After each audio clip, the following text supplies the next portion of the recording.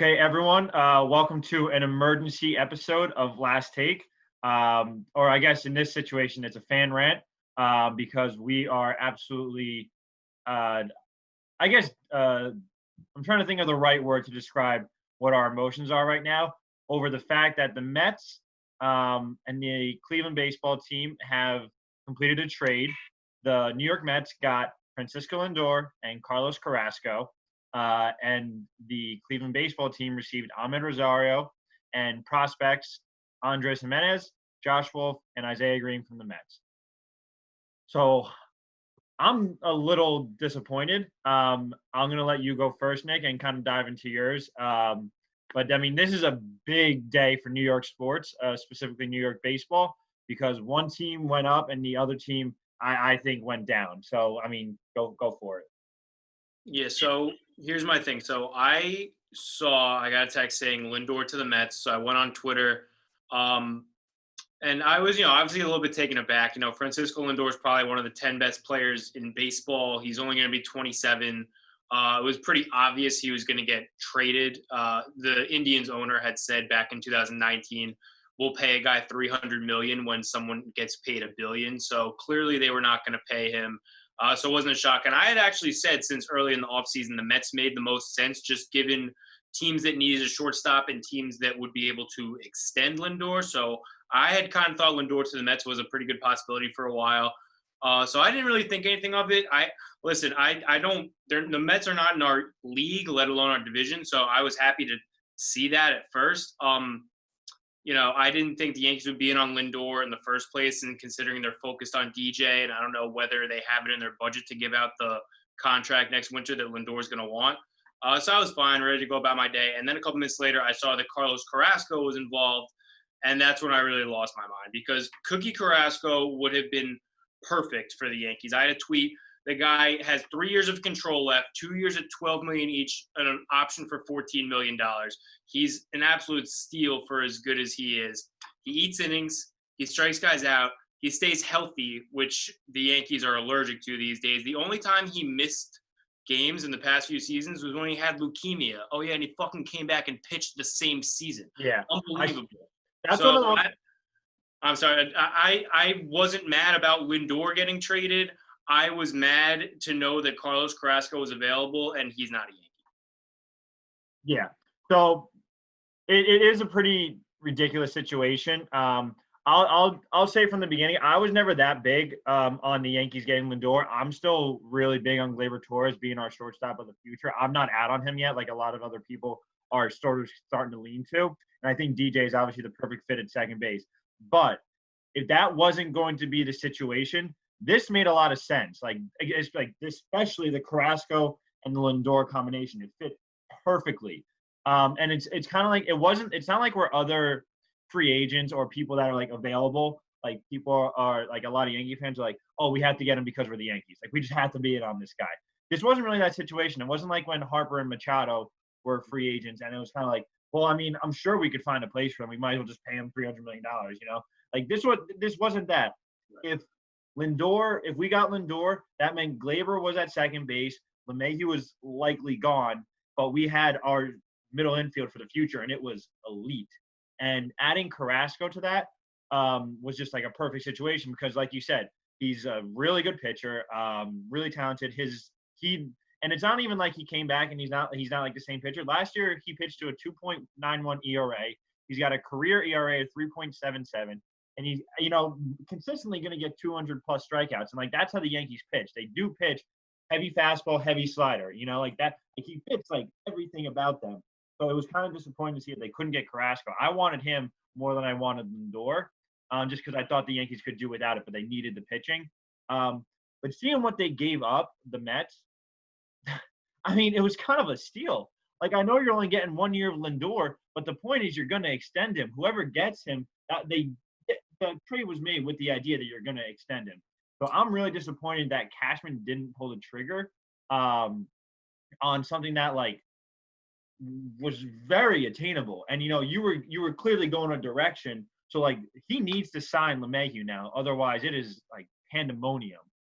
Oh, absolutely. And listen, it was an absolute steal for the Mets. Listen, it was a great trade for the Mets. I'm not going to try and downplay that to get not only a switch hitter who changes the top of their lineup completely, and Francisco Lindor fills a position of need at shortstop where he's a significant upgrade over Ahmed Rosario. Carrasco slots in the rotation at number 2 behind Jacob deGrom. That's huge for them. And they give up 2 shortstops in Rosario and Jimenez, who both have promise. They're both young. But if you have Francisco Lindor, who, like I said before, is only a turn 27, you don't need shortstops. So they can go. And they have another really good prospect, too. If for some reason Francisco Lindor doesn't work out, they have another good shortstop prospect. Yeah. So. And Wolf, who was their second-round draft pick in 2019, so he's clearly a ways away. And I admittedly don't know much about the last prospect, but I know that the Mets have a weak farm system, or at least not a strong farm system like the Padres have. And they still kept their top prospects, and they got this deal done. So, honestly, hats off to Sandy Alderson, Jared Porter, everyone involved over there. That was a great trade for the Mets. But if you're the Yankees, I saw that, and it was like, how do you not make that deal? And the caveat being, I'm sure it would have taken the Yankees more if they were even willing to deal with the Yankees. They haven't been trading, with Clevenger, with Bauer a couple seasons ago. They have been trading most of their big guys, with the exception of Corey Kluber, out of the league. So I do think that there would have been a hesitancy on Cleveland's part to trade their star player, the franchise's best player in decades in the American League, to the Yankees, no less. But you look at that return, I can't help but think the Yankees could have blown that out of the water and we would have been comfortable with it. Like, we were talking about Debbie Garcia, maybe Clark Schmidt going in a trade like that, Clint Frazier. That the Indians got no one close to those guys' caliber back in this deal. They just did it. I mean, I like Jimenez a lot. I really, really do. But he's no Francisco Lindor. So I just don't understand it. I really don't. It has to be scratching my head. So, yeah. And I'll defend Cashman for 2 reasons. I think, and I more not even defend him. I think he has 2 excuses as to why this trade didn't work out. One, it's like you said, Cleveland probably doesn't want to trade with the AL. You know what I mean? Like, I think they always know that they're going to develop young pitching. They have a massively successful history of bringing up pitching. So I think that they always know they're going to be somewhat competitive. So and the Central is always just weird. I mean, the White Sox are really good now. But I mean, for the past 5-6 years, it's been pretty much all Indians, with the exception of the Twins, kind of here and there. But I feel like the Indians have always had a pretty strong competitive edge throughout the past 4 or 5 years. But they really they always expect to compete, is what I'm trying to say. So they definitely wanted to stay or keep those guys out of the AL. And that's kind of, I guess, one excuse. Like you said, either Cashman would have had to give up a lot more, or they just weren't going to do it. So maybe it just wasn't in the cards. The other excuse, and this is the one I'm kind of hoping for still, maybe we're going after Trevor Story, and that's something that I'm thinking about. Maybe the price tag for Colorado, as opposed to what the Mets just had to pay for Lindor, maybe the price tag for Story is a lot less. Mm-hmm. I mean, they are looking to just get rid of people. I mean, they're shopping Arenado, they're shopping Story because they can't afford it. And they're not competitive even with those guys. So I'm thinking that maybe that's the reason Cashman, I always think he's got a plan.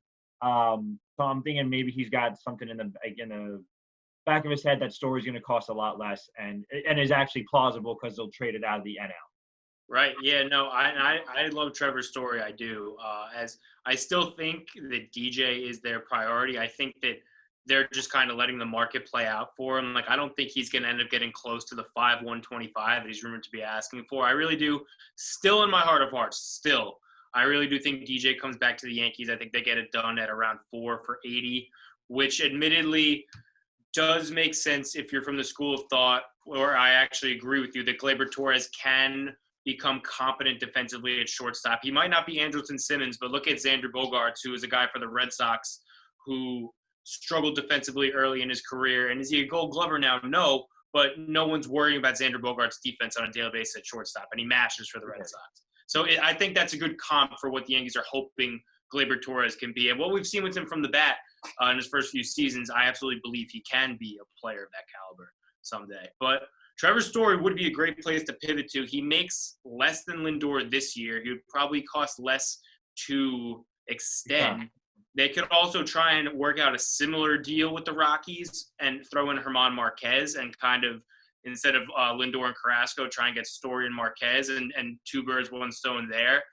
The only thing that worries me about Story is he does make our lineup a little more redundant. He is right-handed. He does strike out a decent amount. We already kind of have a lot of those guys. So even though DJ is right-handed, he's at least kind of a contact bat that changes up a little bit. That's why I like the idea of Lindor being a switch hitter. But I think Story is a better hitter than Lindor. So listen, yeah, in a vacuum, I wouldn't mind Trevor Story at all. I do think, though, that his main plan is still DJ, and I just have to pray that the starting pitcher he trades for is the right guy this time.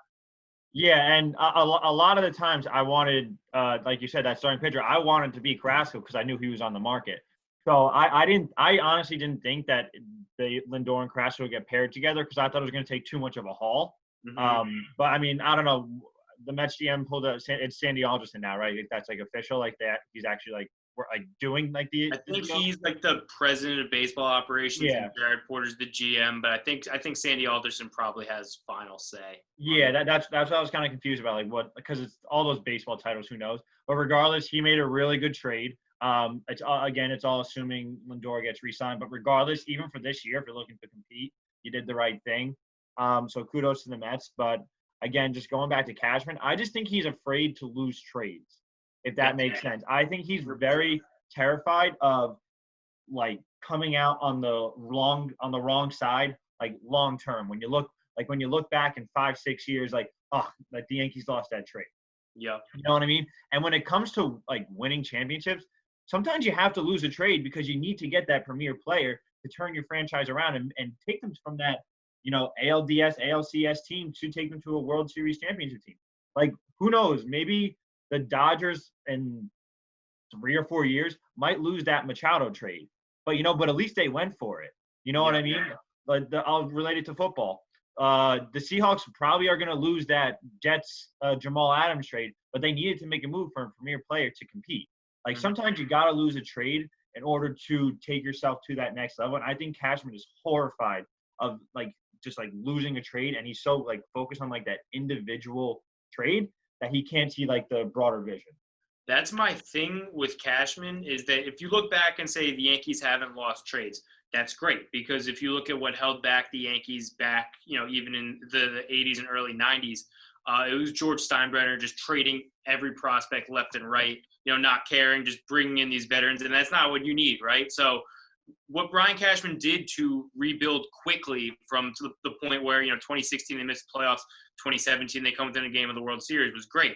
But now you're in this window, and you don't know how long it's going to last. They still haven't gotten as close to the World Series as they got in year one in 2017. So that's why I cite the James Paxton trade a lot, and I know it didn't work out great, mostly because of health reasons, but that was an example of them going for it, bringing in a high upside guy like a James Paxton who could be a bona fide number 2 in your rotation at his best. And that's what he did, down the stretch in 2019 and had a great start in the ALCS. So that's what they need to do, other than the Sonny Gray trade, I guess he kind of made, but some of those guys were hurt.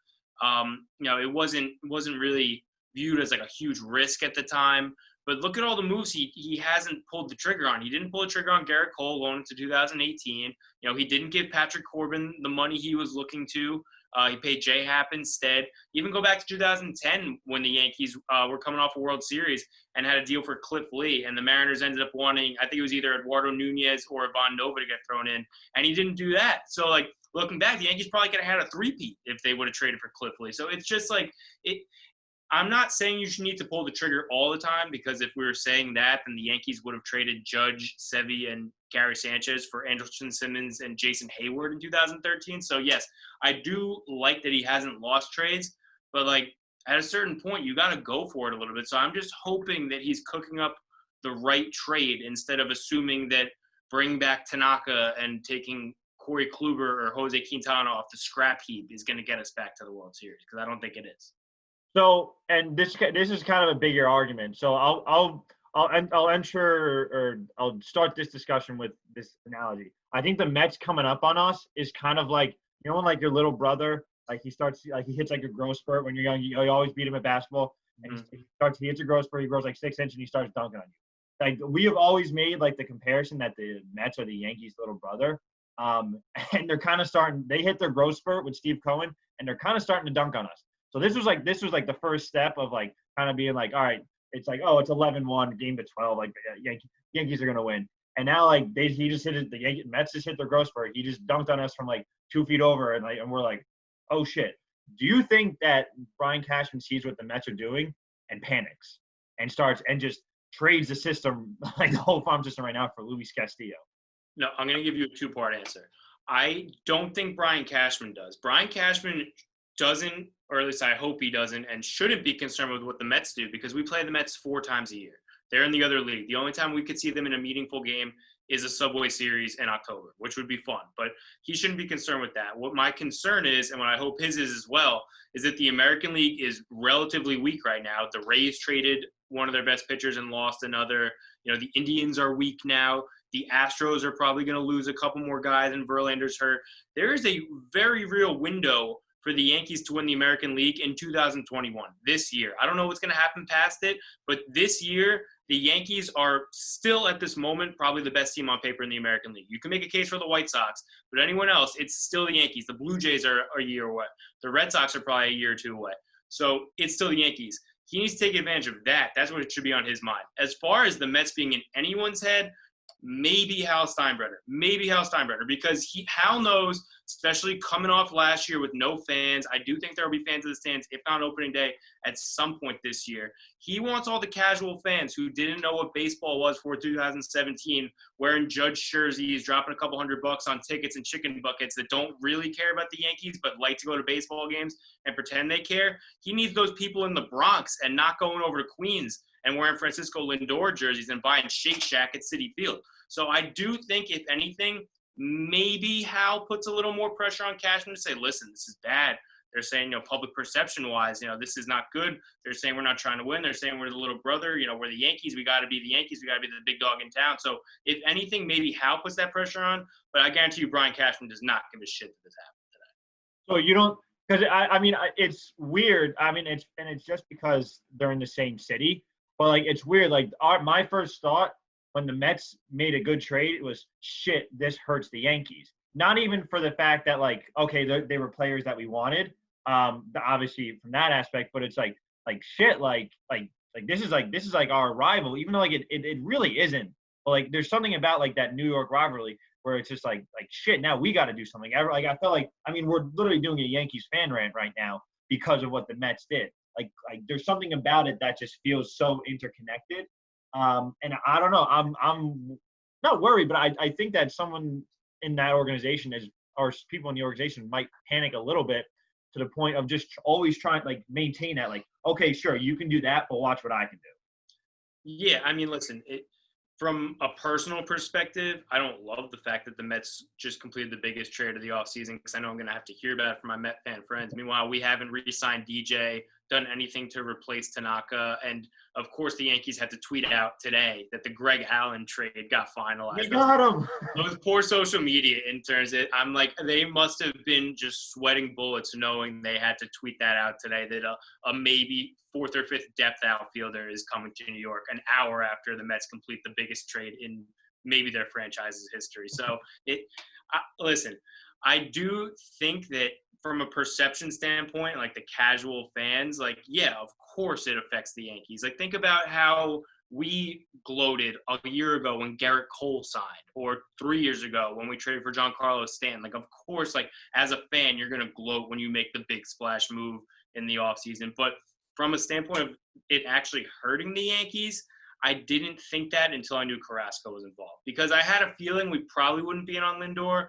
But if I would have known Carlos Carrasco was available, he's one of the short list of guys that I think would be perfect to slot in behind Garrett Cole in the rotation. Kyle Hendricks, Luis Castillo, maybe German Marquez or Zach Gallen are a couple of the others that I think could fit really well in that spot.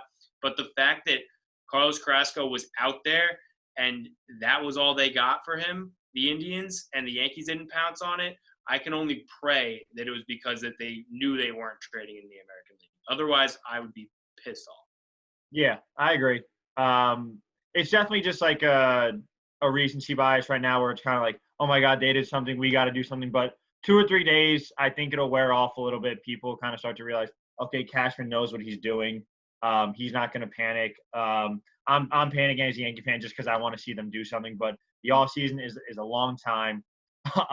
He's been doing this a long time. He knows where LeMahieu's head's at. He knows where the market is for the pitching. He knows where the market is for Trevor Story. So something could still happen. I'm not too worried yet. It was literally just like, oh my God, they did something. I want to see my team do something. And look, at the end of the day, think of it this way. If the Yankees bring back DJ LeMahieu and get one of those starting pitchers I just named, if they get a Kyle Hendricks, I don't think Luis Castillo's happening. He might be more of a pipe dream. If they get anybody you can feel comfortable giving the ball to in a game too, they're the overwhelming favorites in the American League. Yeah. And that's with Luis Severino not even coming back till July, hopefully being that second ace that you were hoping he could be when Garrett Cole signed in 2019. So I really do think that the Yankees still have a good chance with a couple smart moves to go into 2021 as the favorites in the American League. You look at the National League now, it's going to be a bloodbath. You have the Dodgers and the Padres, who are both arguably the two best teams in baseball on paper right now. The Atlanta Braves rotation is going to be nasty. Charlie Morton, Soroka, if he comes back, Ian Anderson, Max Fried, that rotation is built on top of the lineup they already have. And then the Mets now are certified contenders too. I don't know how you could say they're not. So you have 4 teams in the National League that right now, on paper, might be the best team in the American League. So that's why I'm not worried. I'm just more frustrated because I see this amazing window of opportunity right now for the Yankees to clearly put themselves above the rest of the pack in the American League. And I'm worried that they're just going to take the opportunity to say, we could sit back and do nothing. Maybe we'll bring back DJ, appease the fans, and we'll have a shot at the American League. And that's the wrong mindset. Yeah, speaking of Yankees, I literally just got an ESPN alert on my phone. Yankees acquire outfield Greg Allen from Padres for left-handed pitcher James Reeves. Not now. I'm trying to be upset. But yeah, based on what you're saying about the rest of the all-season moves, again teasing that we're going to be doing another kind of follow-up MLB all-season video soon. So make sure you guys tune in for that. Nick, I mean, I have nothing else to say other than that. I'm kind of excited to see Francisco Lindor in the New York market. I mean, he's a superstar in this league that, I mean, to a degree has been hidden in Cleveland. It's going to be nice once we're allowed back in stadiums.